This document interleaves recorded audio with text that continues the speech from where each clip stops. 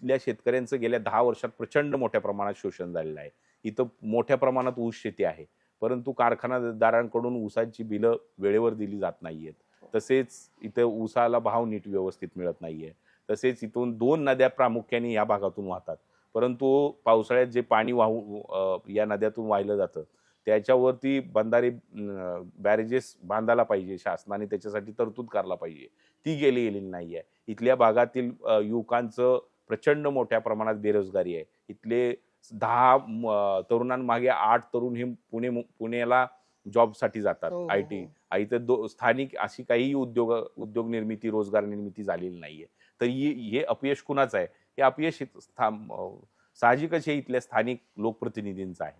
तर इथल्या लोकप्रतिनिधींनी आपण एक चर्चासत्र घडवलं पाहिजे दर 2-3 महिन्याला आणि आपल्या मतदारसंघामध्ये आपल्याला नवीन-नवीन काय करता येईल? उद्योगधंदे कसे आणता येतील? कारखानदारी नवीन